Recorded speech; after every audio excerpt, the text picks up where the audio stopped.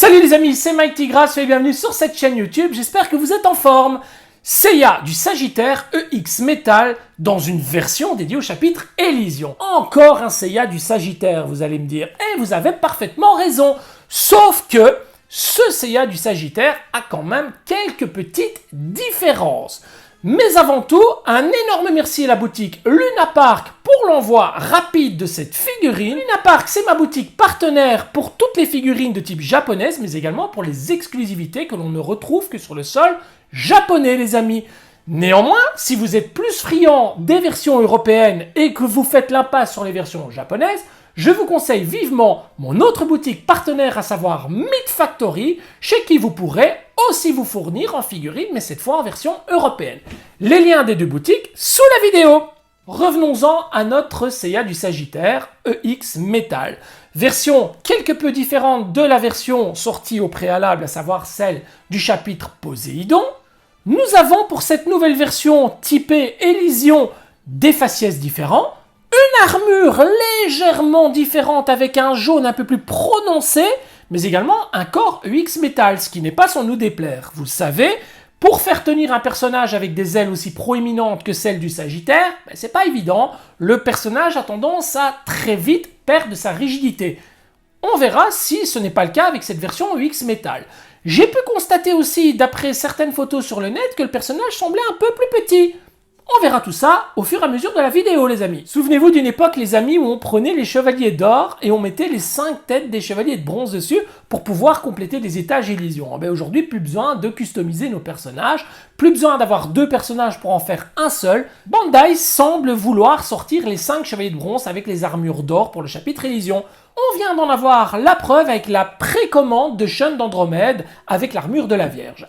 Espérons que les 3 autres sortent et que ce n'est pas encore un projet abandonné de la part de Bandai. Petit détail néanmoins que je trouve que Bandai aurait pu quand même soigner, c'est le fait que pour le chapitre Élysion, aucun des 5 chevaliers de bronze avec les armures d'or ne porte de casque, contrairement à la boîte ici qui nous annonce le diadème sur le visage de Seiya. De même que l'arc et la flèche ne sont pas nécessaires. Bref, trêve de bavardage les amis, il est grand temps pour nous de faire le point sur cette figurine.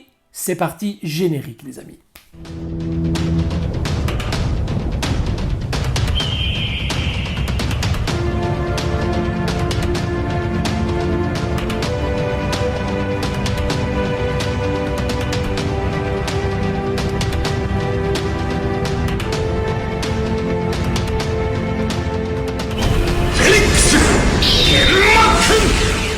Nouvelle boîte pour une nouvelle série de personnages consacrés au chapitre Élysion, dont on peut remarquer qu'il y a certains rappels comme les morceaux de piliers de part et d'autre. Sur l'avant de la boîte, un Seiya en armure du Sagittaire, vraiment magnifique. Alors regardez ce visage, il est juste somptueux.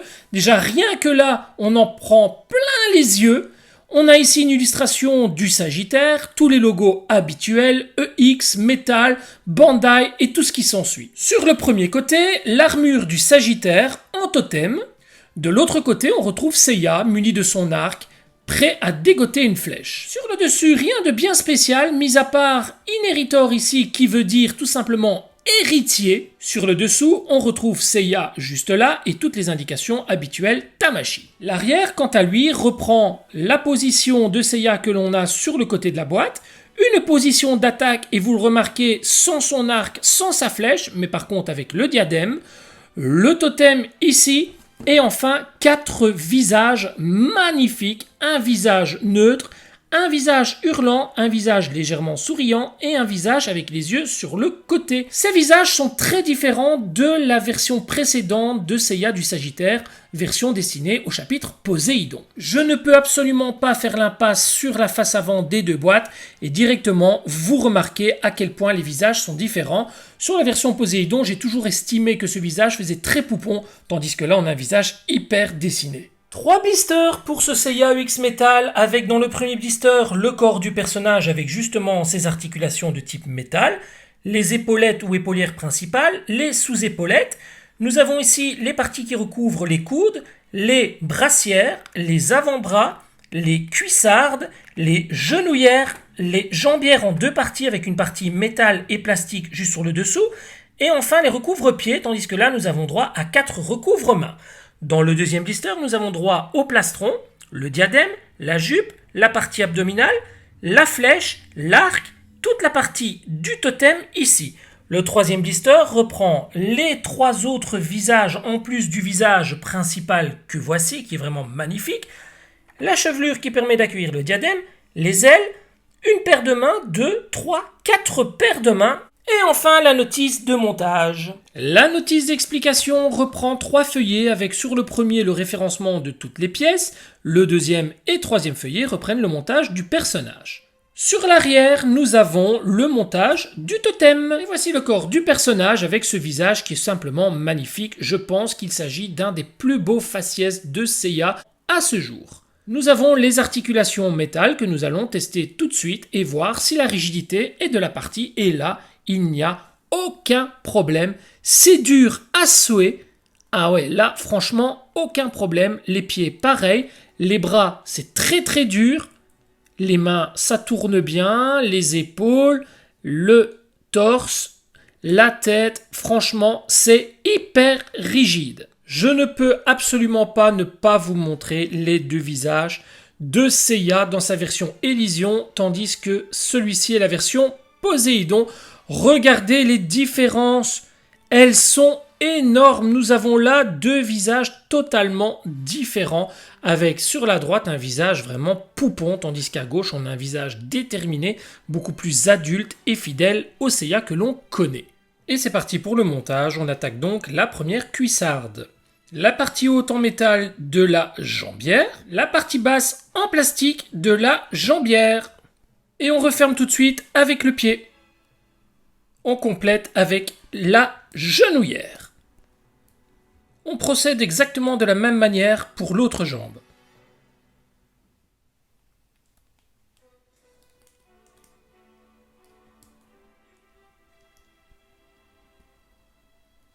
On continue avec les brassières. Attention pour la brassière, la partie que vous voyez avec un petit liseré viendra sur le dessus.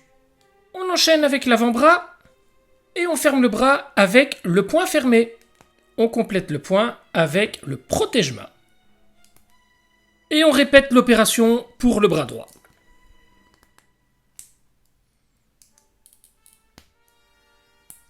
On soulève le buste du personnage. On récupère la partie abdominale que l'on va venir placer autour de son buste pour ensuite refermer la partie supérieure de son torse. On récupère le plastron qui vient s'ouvrir par l'arrière et on va venir le passer autour de lui et le fermer. On poursuit le montage avec la jupe. On devra donc retirer cette petite partie sur l'avant. Cette partie qui vient avec une main de Lego se clipser juste sur le dessous. Et enfin, on va écarter l'ensemble et venir le placer sur le personnage. Vous venez replacer la pièce en dessous de la jupe. Et enfin, vous venez replacer la petite pièce qui, elle, va fermer le dessus de la jupe. On va pouvoir placer autour des épaules les 2 petits recouvre-épaules, donc qui viennent se fixer dans les petits trous prévus à cet effet. On peut ensuite venir déposer les épaulettes ou épaulières avec les mains de Lego. On complète les pieds avec les parties avec les petites ailettes.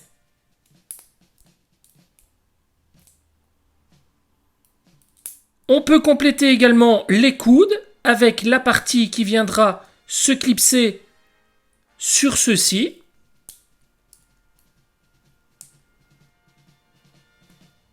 Et enfin, on récupérera la tête du personnage, la chevelure trouée que l'on va placer sur l'avant, mais également le diadème qui va venir s'emboîter dans le petit trou prévu à cet effet. Le résultat est somptueux. On récupère le corps et on y place la tête. Waouh, waouh, waouh, waouh. C'est lourd, c'est rigide, ça tient parfaitement bien. Il nous reste bien entendu les ailes à placer. Pour les ailes, j'espère que cette partie sera moins compliquée que sur les autres versions et que celles-ci vont rentrer très facilement sans ZEP trop récalcitrante, c'est déjà compliqué. Ah, voilà, c'est rentré. On va voir si ça passe. On va appuyer. J'ai fait tomber un pan de jupe. Et ça rentre tout seul. Voilà, ça c'est magnifique. Ça rentre tout seul, les amis. Pas besoin de forcer. On va replacer le côté de la jupe. Voilà. Et le personnage est à présent monté. Et le moins qu'on puisse dire, c'est qu'il tient tout seul. Il n'y a aucun souci au niveau de la tenue. Il ne bouge pas. C'est rigide, c'est solide. Et waouh, waouh, waouh, waouh. J'ai vraiment l'impression d'avoir un nouveau personnage devant les yeux. Il est juste sublime. Ce que je vais faire, c'est récupérer la version de Seiya du Sagittaire, version Poséidon. Et on va les mettre côte à côte pour voir s'il y a des différences. Les amis, les deux versions de Seiya du Sagittaire, à gauche la version Élysion qui fait l'objet de la vidéo aujourd'hui et à droite la version Poséidon, et vous voyez tout de suite qu'il y a de grosses différences au niveau de la teinte de l'armure. La version Élysion est beaucoup plus jaune, tandis que celle-ci tire plus vers l'orangé. On remarque aussi qu'on ne voit absolument pas les articulations au niveau des bras, tandis que là, c'est flagrant. On remarque tout de suite les articulations. Mais alors là où le bas blesse et là où toute la différence se fait ressentir, c'est surtout au niveau de la tenue du personnage. Le Élysion ici, il tient très facilement. Le Poséidon, lui par contre, a tendance à avoir les jambes qui font le grand écart. Regardez, une fois que j'appuie un peu, là, on n'a aucun souci. Regardez, c'est rigide à souhait, le corps EX Metal fait bien la différence. Tandis que celui-ci, écoutez, il est prêt à tomber, il faudra vraiment pas beaucoup pour qu'il tombe. Donc il faut vraiment faire attention. Ce qui limite grandement le choix des poses, surtout avec des ailes aussi proéminentes. Maintenant, je vous ai parlé de la taille et je vous ai dit tout à l'heure, en début de vidéo, que je pensais que la version Élysion était plus petite. Ben non, pas du tout. En fait, elles ont toutes les deux la même hauteur, la même grandeur. Il n'y a aucune différence. Voilà, c'était juste un effet d'optique des différentes photos. C'est exactement les mêmes figurines. Seul le corps du personnage change. On a bien sûr une version EX Metal à gauche, tandis qu'on a un corps EX classique à droite. Là où ça se voit vraiment aussi, c'est au niveau des visages. Regardez, c'est impossible de ne pas constater les différences. Et voilà comment Seiya apparaît dans le chapitre Élysion. Bandai nous a fait grâce en nous offrant le diadème, l'arc et la flèche, mais il n'était pas obligé de le faire, étant donné que ce personnage est vraiment ciblé pour le chapitre Élysion.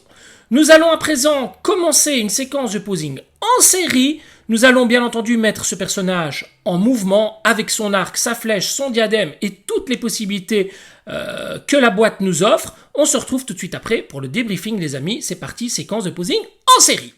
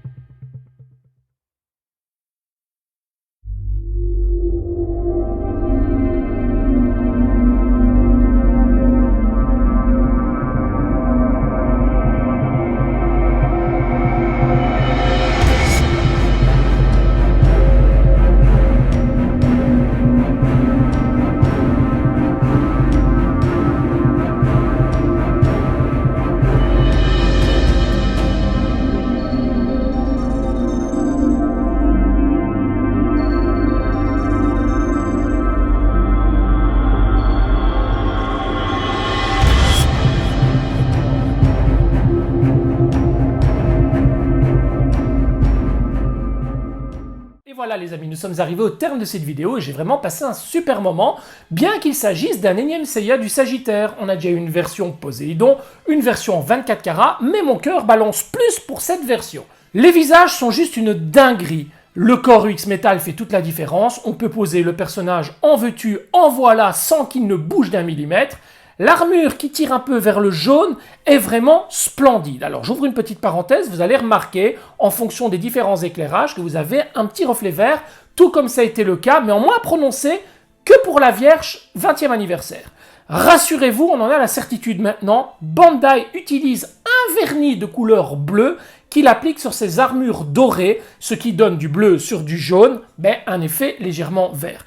Rassurez-vous, vous ne le verrez qu'avec le flash de votre appareil photo ou en fonction des différentes lumières du jour, à savoir du soleil. Jusqu'à preuve du contraire, vous ne prenez pas votre figurine, vous n'allez pas la placer directement dans le soleil. Donc, visuellement, ça ne se verra pas en vitrine. Et accessoirement, ce vernis a quand même un côté bénéfique, c'est-à-dire qu'il protège vraiment la peinture. J'ai manipulé énormément ce Seiya, aucune perte de peinture les amis, donc c'est plutôt positif. Un point très intéressant aussi avec ce personnage, c'est qu'il fait double emploi. Il peut à la fois être utilisé pour le chapitre Élysion si vous lui retirez le diadème, l'arc et la flèche, mais vous pouvez aussi le placer en remplacement de la version Poséidon sur votre étage Poséidon. Toutefois, si vous n'avez pas envie de changer votre version Poséidon et que vous voulez quand même acquérir cette version, il y a une petite astuce très sympa qui consiste à utiliser un des 4 visages non utilisés de cette version Élysion et de le placer simplement sur votre version Poséidon. Et là, vous avez un upgrade de fou. Vous avez pour ainsi dire la même figurine mais sans les articulations EX Metal. Voilà les amis, c'est terminé pour cette vidéo de Seiya du Sagittaire. N'oubliez pas de vous abonner à la chaîne si ce n'est pas encore fait, activez la petite clochette pour recevoir les notifications, laissez un pouce, un commentaire. N'oubliez surtout pas de prendre soin de vos proches et de votre famille, c'est là tout l'essentiel. Bonnes vacances pour ceux qui sont en vacances. Je vous dis à très bientôt pour une nouvelle vidéo. Ciao ciao les amis.